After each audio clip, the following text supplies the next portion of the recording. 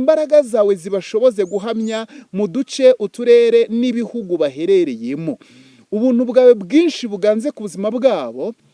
Ikorinto hari ravutse ikibazo. Umugabo umwe yari yarenze mukase, hanyuma undi ngo ararya cyane, arenza urugero, arya ibiryo byinshi pe, harabirya ariko arenza urugero. Noneho abajya kumuhugura bakamubaza bati se nkawe koko ko wariye ibiryo byinshi ukarenza urugero? Akabwira ati rero ibyo kurya n'ibyinda mugabwe mubizi. Uwo mugani Abakorinto barawugiraga. Ati rero ibyo kurya n'ibyinda. Undi baramubwira bati rero kuki wasambanye na mukaso? Ibyo bintu urumva ko ari byo? Aravuga atashwi muyoboye neza yuko hano Ikorinto dufite umugani uvuga ngo ibintu byose turabyemererwa. Okay, ikindi kibazo nshobora kubaza ni ikibazo kijyanye no kuvuga ngo hari ahantu wigishije uravuga ngo twebwe abantu bakiriye Kristo ntabwo turabo guhindurwa, ahubwo turabo guhindura. Yego. None ni ryari umuntu azamenya ko yifitemo ubushobozi bwo kuba yabasha guhindura?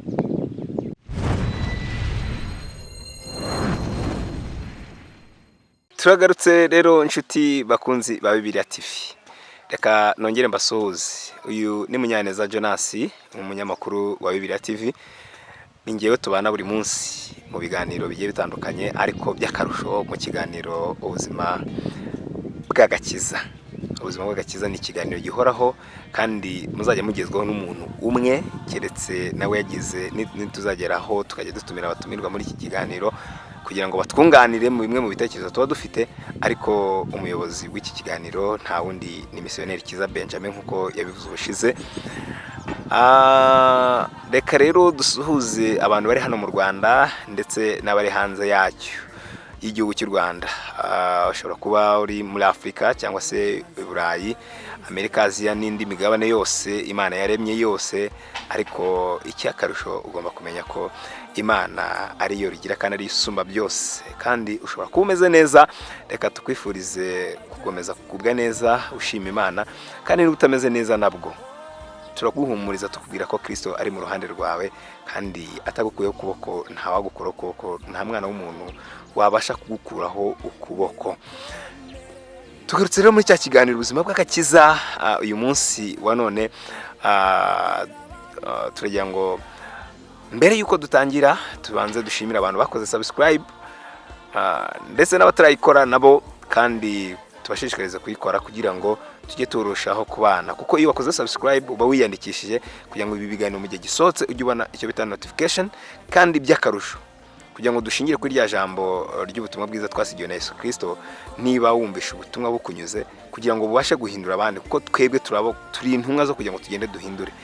Ngaho bwira bagenzi bawe ubamenyesha iby'ubutumwa bwiza kugira ngo nabo bivomere amazi, dore tugiye kwinjira mu gihe cyo kugotwa. Ngaho rero reka twongere twakire umutumirwa wacu CYIZA Benjamin. Ntabwo nongera kumuha ngo yivuge, ahubwo turamuzi, tumaje kumenyera, ahubwo atubwire topic y'uyu munsi ikubiye mu kigisho cyacu tubagezaho buri munsi cyitwa ubuzima bw'agakiza. Benjamin, ni karibu. Yego, ndabashuje cyane inshuti za Bibiliya TV. Nanone ni wa munsi twongeye kubategurira ikindi kiganiro nk'uko bisanzwe ni nakagaruka. Hanyuma rero uyu munsi ndashaka yuko tuganira ku ijambo ry'Imana rifite intego ivuga ngo uko wagumana agakiza, uko wagumana agakiza mu karere utuyemo, mu gice utuyemo. Imana yacu itugirire neza. Kuri ubu ngubu ntago bikiri ngombwa yuko abantu batura mu gihugu cyabo gusa, abantu batura no mu turere twinshi dutandukanye tw'isi.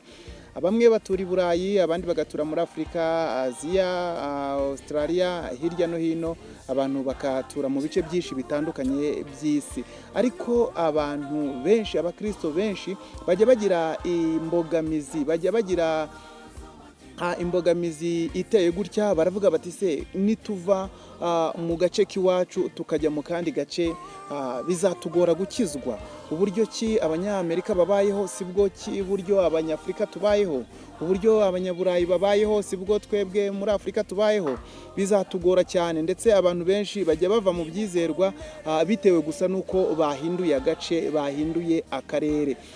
Uyu munsi rero amagambo tugiye kuganira afite umutwe uvuga ngo uko wagumana agakiza mu gace utuyemo, cyangwa uko wakomeza gukirizwa mu gace utuyemo, izina ry'Uwiteka Imana rihabwe icyubahiro.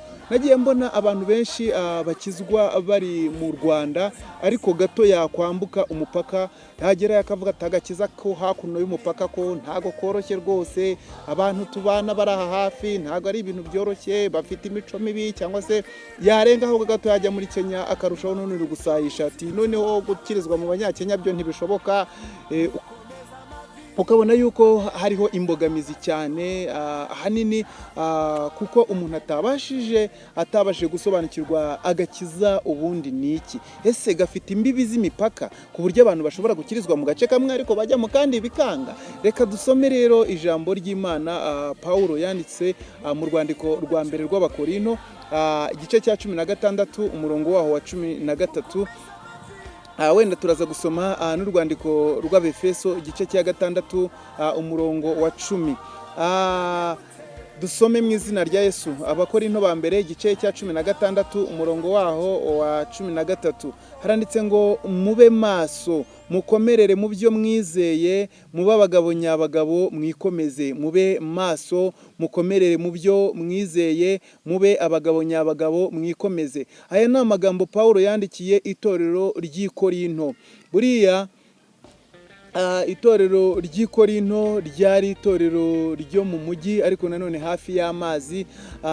Iri torero rero rikaba ryari rifite ibibazo byinshi.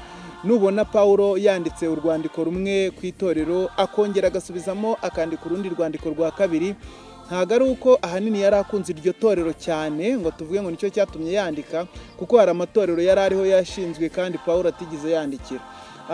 Ahubwo nuko iryo torero ryabaga rifite ibibazo runaka mu mwuka, bityo Pawulo akandika atanga inama zafasha iryo torero kugira ngo ribashe kuba ryabaho ubuzima bwa gikristo.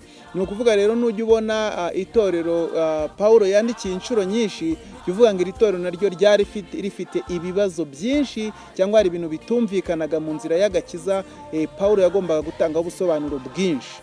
Niyo mpamvu rero mu rwandiko rwa mbere rw'Abakorinto igice cya 16 umurongo wa 13 Pawulo yasoje uru rwandiko avuga ngo mube maso, mukomerere mu byo mwizeye, mube abagabo nyabagabo mwikomeze. Pawulo yavuze aya magambo mu cyo twakwita conclusion, cyangwa se ari kugana ku mpera z'urwandiko rwa mbere rw'Abakorinto.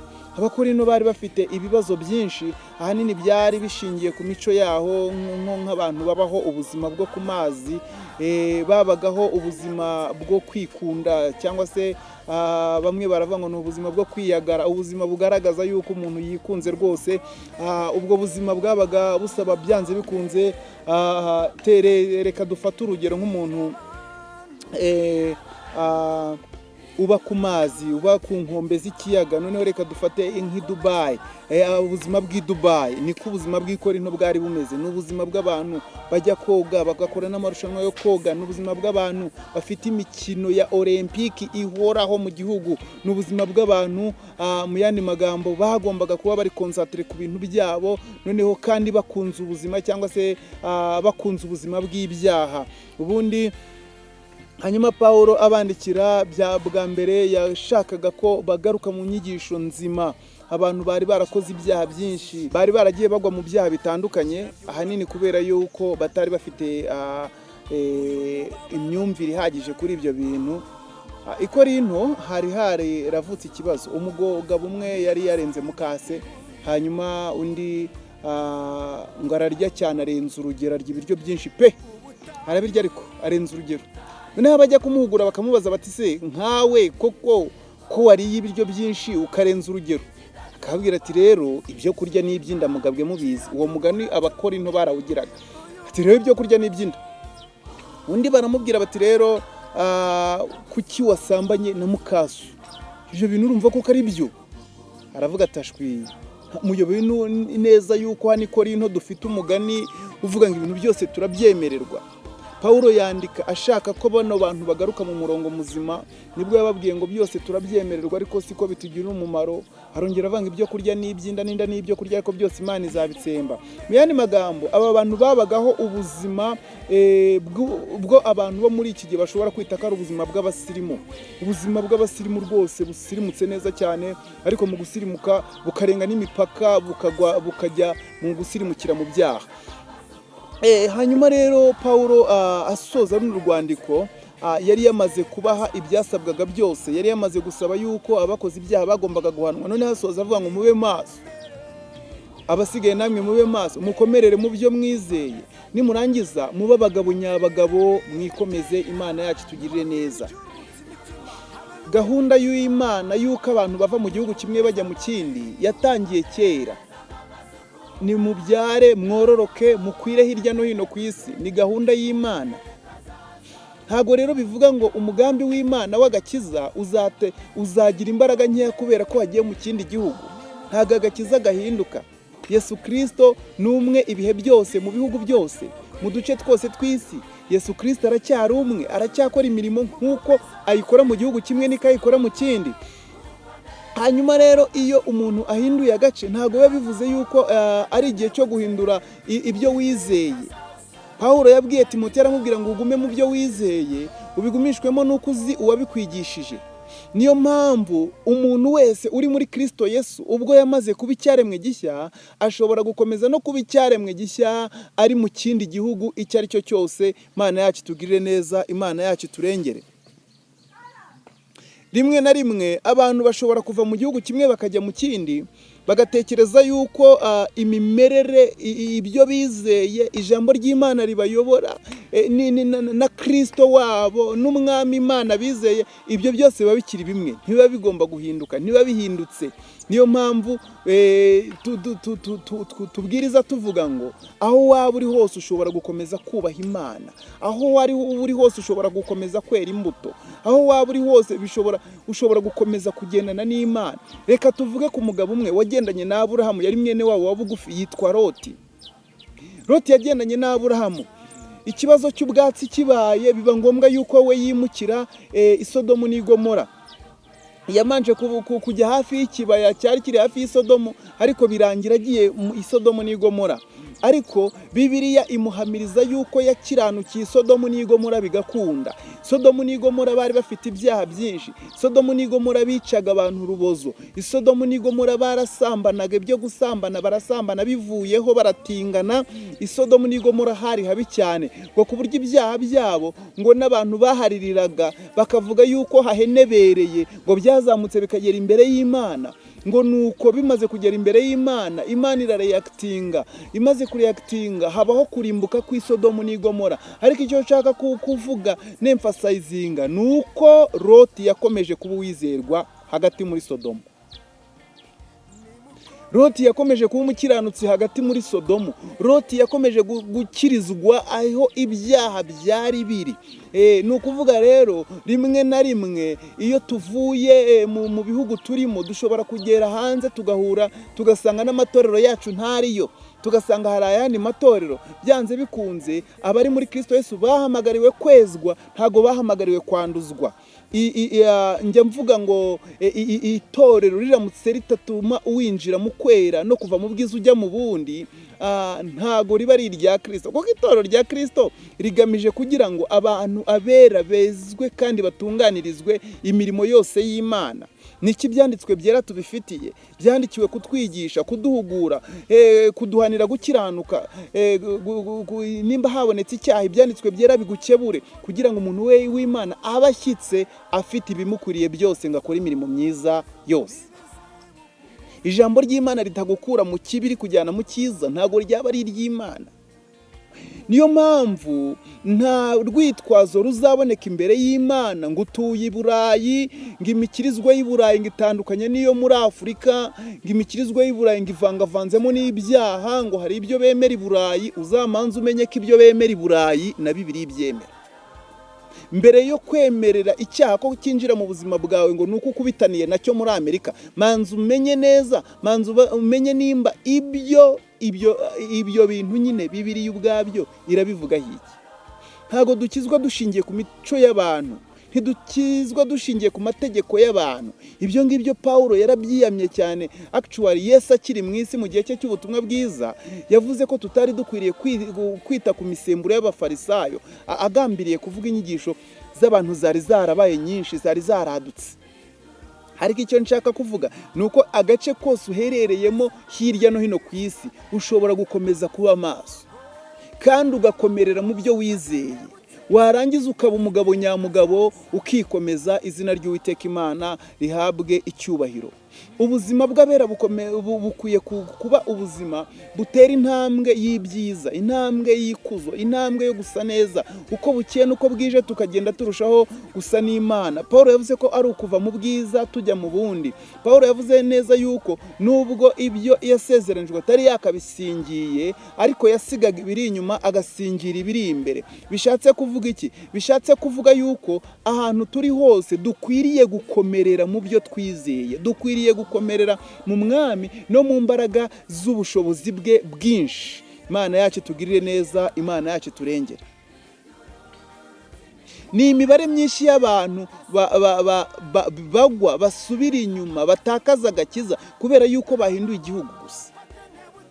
Wenda hari abantu bambaraga mu buryo buri modestry, bambaraga neza ku buryo bitoroshye cyane kuba yakururwa n'abantu b'ibitsina bitandukanye, b'igitsina gitandukanye n'iki.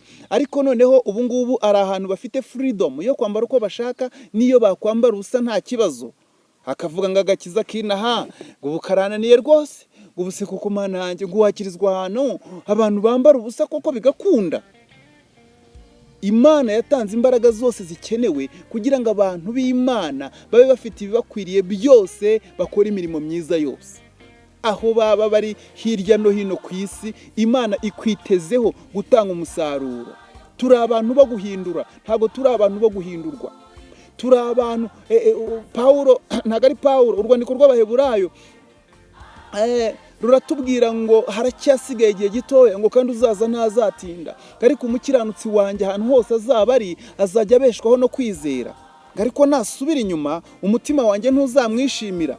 Hepfo hari amagambo nkunda cyane, ariko twebweho ntago turi abantu bo gusubira inyuma ngo tuzarimbuke, ntago turi abantu bo gusubira inyuma ngo tugwe, ahubwo turi abantu bo gukomeza imbere kugira ngo tuzakize ubugingo bwacu. Imana yacu itugirire neza. Ni ukuvuga ngo urahamagarirwa mwene data, mushiki wanjye, aho uri. Erega kuba urenze igihugu kimwe ukajya mu kindi, it's another grace.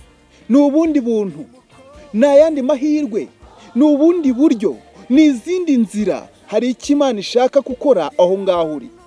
Nawe uri mu gihugu, aho uri, akarere utuyemo ntago kameze nk'akandi karere. Hari aho uzasanga uturere dufavoriza ibyaha, uturere tw'umujyi especially. Ibyaha biri openly, ushobora kubibona, biraho rwose, biragaragara hirya no hino.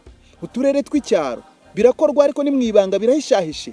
Ahantu hose rero ntihasa, ariko aho ukwiye kugaragara hose ukwiye kuba uri umuntu ugaragaza Kristo mu buzima bwawe. Imana isezeranya abantu igihugu cy'amasezerano, yarababwiye ngo dore kiriya ni igihugu mujyanwamo no guhindura. Turi abantu bakwiriye guhindura isi, ntago isi ikwiye kuduhindura. Umubiri dukwiye kuwuhindurira kubaha Imana, ntago umubiri ukwiye kuduhindura. Imibereho yacu ikwiye kuba ari imibereho ihindura isi, ihindura aho turi, ituma tugenda turushaho gusa na Kristo uko bukeye nuko bwije. Inshuti zacu ziri hirya no hino ku isi, muduteze amatwi muri kino kiganiro ubuzima bw'agakiza. Ndagira ngo mbabwire ngo igituma muri aho ngaho ni nka cya kindi cyatumye Paulo asiga Tito Ikerete. Ni ukugira ngo mutunganye ibyasigaye bidatunganye. Nta yindi nyungu Imana igufitemo aho uri hose. Nimba waramaze kwakira Yesu Kristo nk'umwami n'umukiza w'ubugingo bwawe, ukwiye kuba uri gukora imirimo y'ubwami. Mana yacu tugirire neza. Ntukwiriye kuba umunebwe, ntukwiye kuba icyangwe. Paulo yaravuze ngo kuby'umwete ntimubibyangwe, ku bintu bisaba imbaraga mu murimo w'Imana nabwo mureactinge, mugaragaza imbaraga. Imana yacu tugirire neza. Aho uri rero uri ambasaderi w'Imana. akarere utuyemo uri ambasaderi w'Imana, umunyeshuri muri kaminuza uri ambasaderi w'Imana, yewe icyaro utuyemo uri ambasaderi w'Imana, mu kazi aho ukora uri ambasaderi w'Imana, uri ambasaderi w'ubwami bw'Imana. Ubwami bw'Imana buzagaragara aho hantu uri kubera yuko uhari nyine. Ukwiye kubuvuganira ijuru neza. Imana yacu tugirire neza. Nta muntu n'umwe ushobora hari kuba atazi buryo ki Saduraka na Meshaki na Abedenego bajyanywe mu bunyage, kwijyanwa mu bunyage rya mbere i Babuloni. Nebukadinezari yafashe abasore barusha abandi ubwenge bajyanayo. Aba bahungu bahagarariye ubwami bwa Isiraheli neza mu gihugu cya Babuloni, kandi nyuma yaho mu gihugu cy'Abamedi n'Abaperesi. Ndagira ngo mbabwire ngo bahagarariye ubwami neza.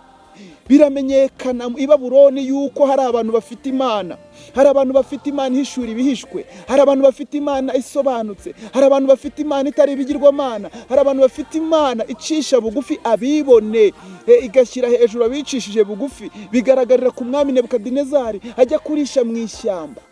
Ibyo byaragaragaye, ariko imvo n'imvano yo kugaragara ni iyihe bene data? Danieli, Saduraka, Meshaki na Abedenego bakomeye ku Mana yabo, bahamya Imana mu gihugu cy'amahanga.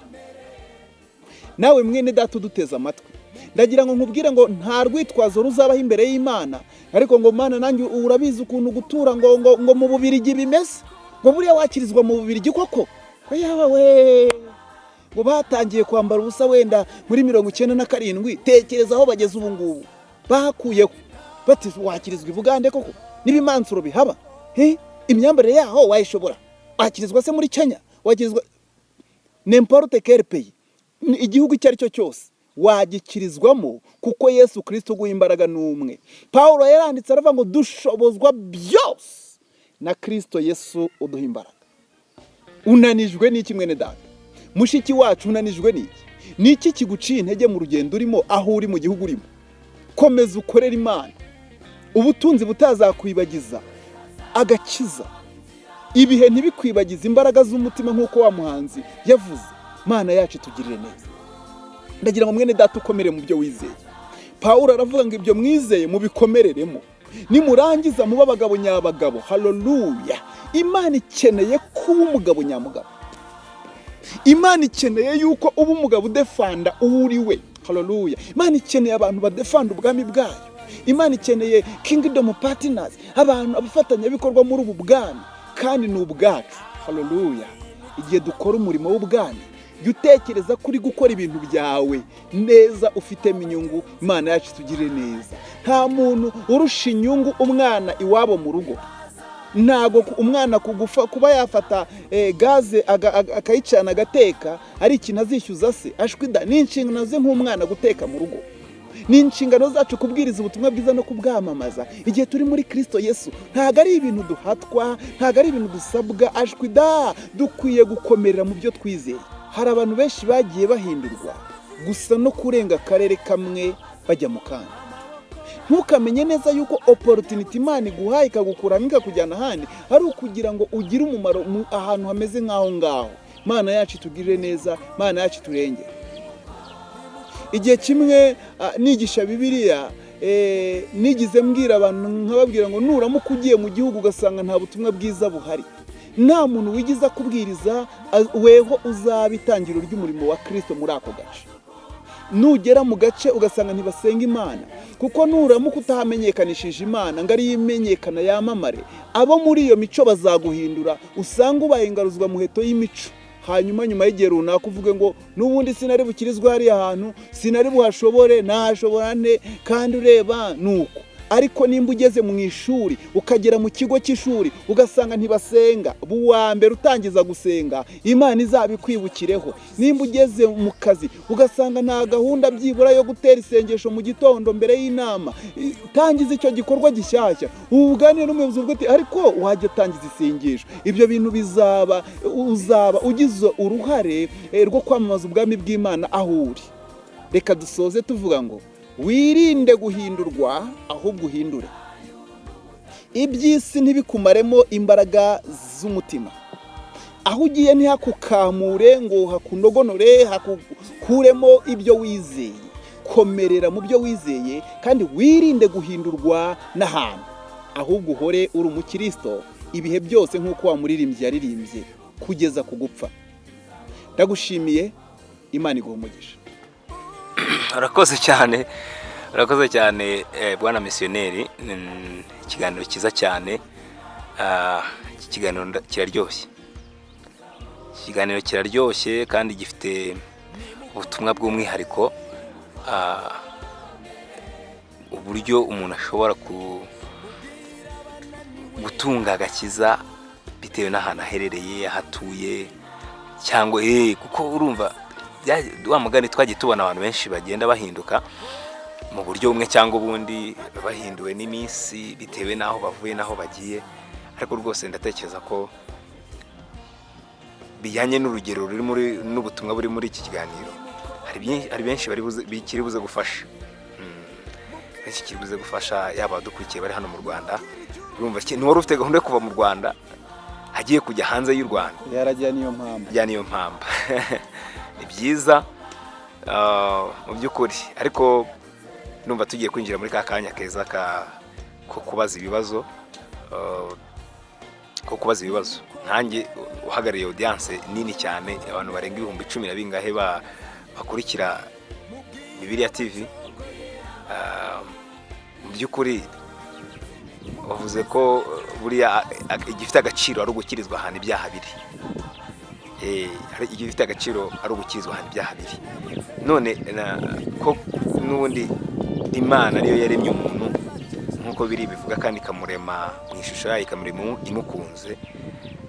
Ni iyihe mpamvu umubare munini ugwira w'abanyabyaha, hahandi bisaba umukristo wa muntu utwaye agakiza ko agomba kwitwararika noneho kubana n'abantu b'Imana still, kandi nabo ari abantu b'Imana? Kubera iki ubundi Imana wansobanurira neza, ubundi kubera iki Imana ifata uwo mubare nyamwinshi ikawemerera ko baba abanyabyaha, kandi yakabaye n'ubundi ikoresha mu mbaraga zayo ikaba yabakebura? Yego, mu by'ukuri rero ikibazo cyawe nacyumvisha. Ntabwo Imana yemerera abantu kuba abanyabyaha, ahubwo abantu banga kwakira ubutumwa bwiza bagahitamo kuba abanyabyaha. Mu yandi magambo, Imana yatanze go ahead ku nzira ebyiri. Umuntu ashobora guhitamo inzira nziza akazabona ingaruka nziza, cyangwa se akagirwaho n'imigisha yose mu gakiza k'Imana n'ubugingo buhoraho, cyangwa umuntu agahitamo inzira z'ibyaha akazabona kurimbuka. Imana rero ihora ihamagara buri munsi, binyuze mu bavugabutumwa, binyuze mu bigisha, binyuze ku maradiyo, ku mateleviziyo, ngo abantu baze kuri Kristo. Sinzi impamvu uri gushaka gushyira Imana muri iki kibazo. Imana yakemuye icyo yagombaga gukemura. Mu kiganiro cy'ubushize twavuze ko Imana yatanze ibyari bikenewe byose kugira ngo umuntu uriho w'umunyabyaha azagere mu ijuru. Niyizera, imbaraga zose zirahari. Ni ukuvuga ngo muri make ikiremwa muntu gituye muri demokarasi y'Imana. Muri make Imana yishyuye ibintu byose, yego, bikenewe. Tekereza umuntu kwicwa n'inzara, yego, kandi baramwishyuriye resitora. Bakaba babizi neza ko resitora yishyuye, ariko abantu bakaba babaho ubuzima bw'ibyaha, kandi Imana yarishyuye ibyaha byose. Ni amahitamo y'umuntu rero. Aho ndagira mubwire ko ari amahitamo y'umuntu gukurikira Yesu no gukurikira ibindi, no kwanga kwizera mu yandi magambo. Okay, icyo cyo kirumvikana. Abantu bakuri iki kiganiro ubuzima bw'agakiza, mu byumve ko turi muri demokarasi, kandi turi muri demokarasi y'Imana. Yatanze ibikenewe byose kugira ngo tubikonsome, tudakwiriye kubaho mu byaha. Kuko buri nuvuga demokarasi, urumva demokarasi ni ukwishyira ukizana, yego. Nuvuga demokarasi, ubundi ubwami bw'Imana si demokarasi bwo nyirizina, ni teokarasi. Imana mu yandi magambo ishaka gukora nk'uko yategetse. Okay, nubwo ngo ntabwo ari demokarasi. Ubwami bw'Imana ntabwo ari demokarasi. Ubwami bw'Imana notocratic, ni igitugu mu magambo makeya. twavutse dusanga Bibiliya yanditse. Nta kintu nk'icyo dukwiye gukuraho, dukwiye gukurikira uko uwo murongo umeze kugira ngo tube mu bwami bw'Imana. So ubwami bwose ntibujya buba democratic. Ntabwo ubwami bwose bujya bugira kwishyira ukizana. Amahame y'ubwami akwiye kubahirizwa. Amategeko n'amabwiriza by'ijuru bigomba kubahirizwa mu isi. Na Yesu niko yasenze. Ibyo ushaka bikorwa mu isi nk'uko bikorwa mu ijuru. Nta third party, nta uri buze gutanga uko abyumva ngo nge ndumva nk'ako ngaho bigeze ngo akagakiza ngo muri iyi minsi wagahindura akareba ukuntu ngo yongeramo utuntu tw'uturunga shwida. Ibyo ntibirimo. Kuko biranditse. Ni amahame ukwiye kugenderaho nimba ushaka kuzagira iherezo ryiza. Ni ibintu byakozwe kera, twebwe turi gukora, turi guca mu nzira iharuye. Yego. Okay, ikindi kibazo nshobora kubaza ni ikibazo kijyanye no kuvuga ngo hari ahantu wigishije uravuga ngo twebwe abantu bakiriye Kristo ntabwo turabo guhindurwa, ahubwo turabo guhindura. None ni ryari umuntu azamenya ko yifitemo ubushobozi bwo kuba yabasha guhindura? Icyo ni ikibazo cyiza. Mbere na mbere umukristo wese akwiye kumenya yuko afite inshingano kandi n'ubushobozi bwose bw'uko akwiye guhindura abandi, kubera yuko wabimubwiye afite ubushobozi. Yesu yaravuze ngo amaze kuzuka, nahawe ubutware mu isi no mu ijuru. None rero mugende mubwirize abantu bo mu mahanga yose ubutumwa bwiza. Abemera bakizera muzababatize mu izina rya Data n'iry'Umwana n'iry'Umwuka wera. Mubigishe kwitondera ibyo nabategetse, kandi dore ndi kumwe namwe uhereye none kugeza iteka ryose. Uwabivuze afite ubushobozi. Dukwiye kwiringira, kugira ibyiringiro mu bushobozi bwa Kristo wabitubwiye. Ijambo ry'Imana rigira ubutware n'ubushobozi, kubera yuko Imana ari inyabutware kandi ari inyabushobozi. Ijambo ry'umuntu rigira uburemere bungana n'uko angana. Niyo mpamvu ijambo ry'umuyobozi rirangana n'urwego rw'ubuyobozi ariko. Ijambo rya perezida runaka w'igihugu runaka rirangana n'urwo rwego. Ubwo igihari n'ukumva n'ukwanza kwizera wabitubwiye, then nawe ukagira ya self confidence hamwe n'Umwuka wera. Mukomerere mu byo mwizeye, niko hano turi mu twise ijambo ry'Imana rivuga. Ibyo wizeye bikomereremo. Kandi dufite ibintu byose Imana yatanze. Dufite Imana yaje mu isi bana natwe, igenda n'abantu mu nkingi y'igicu n'iy'umuriro. Igihe ibana nabo iri mu cyumba cyahera cyane hafi y'isanduku y'isezerano. Igendana nabo igihe kigeze yohereza Kristo, igihe kigeze yohereza Umwuka wera. Dufite ibihamya bigaragaza yuko Imana iri kumwe natwe. Niyo mpamvu dukwiye gukomera tugahindura, ntiduhindurwe. Nta cyaha kizavuka, nta bupagani buzavuka, nta buntu bw'ubucakura buzavuka, n'umwaka buzavukamo bwose buzarusha imbaraga ubutumwa bwiza. None ikibazo cya nyuma dusoza, tunasenga dusoza. Ikibazo cya nyuma kiravuga giti, ese ni gute noneho ku muntu ufite agakiza? Ego ubwo nubwo ngo umuntu ufite uri mu buzima bw'agakiza, nuko ikimubwira ko ari mu buzima bw'agakiza nuko aba yaratandukanye, yaciye kubiri n'icyaha n'ibyaha, sibyo, no gukora icyaha, sibyo. None ni gute umuntu ashobora kugumana umwimerere w'agakiza mu gihe hageze hahandi? Ese Loti yaba yarakoresheje irihe banga ubundi kugira ngo agumane umwimerere w'agakiza i Sodomu n'i Gomora?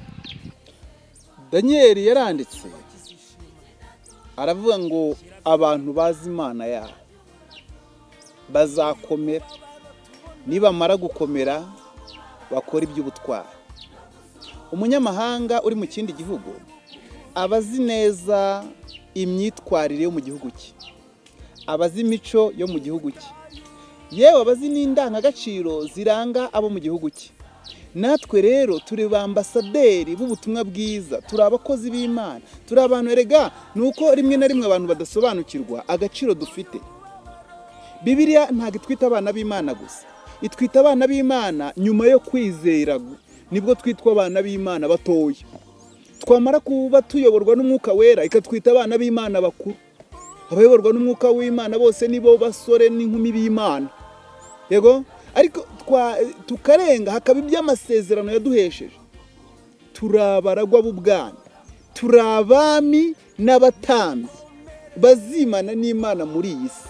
Bishatse kuvuga turi ishyanga ryera, ubwoko Imana yaronse ikabukoraniriza kugira ngo buze bube muri Kristo Yesu bukora imirimo myiza. Ni twebwe ijuru rifite mu isi. Ntago Petero akiriho, Paulo ntawe, Barinaba ntabahari, basoje urugendo rwabo, ariko ni twebwe Imana ifite muri iyi myaka. Ubwo rero urumva ko dufite impamvu nyinshi zo gutuma dukomeza kurinda agakiza kacu aho turi hose. Icya mbere ni uko dufite ubutabazi bw'Imana kandi buhoraho. Icya kabiri ni uko tuzi abo turi bo muri Kristo Yesu, tuzi identite yacu. Ibyo bituma dukomera, tugakomera mu byo twizeye. Yego, iyo wamaze kumenya uwo uriwe n'ukorera uwo ariwe n'amasezerano yaguhaye akurindira mu byo agusaba gukora. Urakoze cyane. Reka dushimire abantu bose badukurikiye. Ibi biganiro birakomeza kugenda bifasha imitima ya benshi kandi binabahugura, kandi tuzajya dukomeza kugenda tubibona bitewe n'uko babitubwira. So rero reka ducumbikira ahangaha. Iki kiganiro cy'uyu munsi cyari igice cya kabiri, ariko abantu nizere ko barakomeza kugenda baryoherwa n'ibice, kandi natwe tugenda hamwe n'umwuka w'Imana, tugenda iduhereza ibyo kubwira abantu, kuko twebwe nta kintu dufite twavuga, ariko Imana ifite byinshi byo kubabwira. Reka rero dusoze dushimira abantu badukurikiye kuva ku itangiriro y'iki kiganiro kugeza dusoje, kandi dukomeze kubwira ngo abantu ngo ufite igitekerezo, ubuhamya, watwandikira kuri nimero ziri kuri bio yacu, kandi ndetse no gutera inkunga ikiganiro biremewe kugira ngo turusheho kwagura uyu murimo no gufasha natwe. Ikindi nuko mukora subscribe, mukiyandikisha kugira ngo ikiganiro kijye gikomeza kugenda mukibona, kandi mu by'ukuri kubibwira abandi nabyo biri mu nshingano z'ibyo tugomba gukora, kuko ni ubutumwa bwiza, ntabwo ari ibindi byo kugira ngo twebwe twihimbaze cyangwa bigire ute, ahubwo nibikomeza gufasha umugenzi mu rugendo. Murakoze rero, reka umushumba akomeze asoza dusengera. Murakoze. Reka dusenge Imana. Abadukurikiye aho muri hose, abakurikiye kino kiganiro, Imana nibahe umugisha. Reka dusengane aho waba uri hose hirya no hino ku isi. Wenda ushobora kuba waragize intege nkeya zo guhamya Kristo mu gace urimo, ariko noneho uyu ni umwanya wo kubyuka ukarabagirana, ni umwanya wo kwakira imbaraga z'Imana, ni umwanya wo kwakira gutabarwa no kurengerwa n'Imana, ni umwanya wo kumenya uwo uriwe muri Kristo no gukomeza no kubyuka bundi bushyashya ukambara imbaraga. Reka dusenge. Mana, mu izina rya Yesu Kristo, turagushimye kuko waduhaye umwanya wo kuba muri iki kiganiro. Sengeye bene data bashiki bacu bari hirya no hino kuri iyi si badukurikira uko bukeye nuko bwije. Ndabasengeye data Uwiteka ngo abagize intege nkeya ubongerera imbaraga. Jambo ryawe rivuga yuko ari weho uha intege abantu bananiwe, n'umuntu utibashije ukamwongeramo imbaraga. None ndabasengeye cyane mu izina rya Yesu Kristo kugira ngo imbaraga zawe zibashoboze guhamya mu duce, uturere n'ibihugu baherereyemo. Ubuntu bwawe bwinshi buganze ku buzima bwabo, kandi babona imbaraga zo kubahindura nabo bahindura abandi. Mu izina ry'Umwami wacu Yesu Kristo tubisabye twizeye. Amen.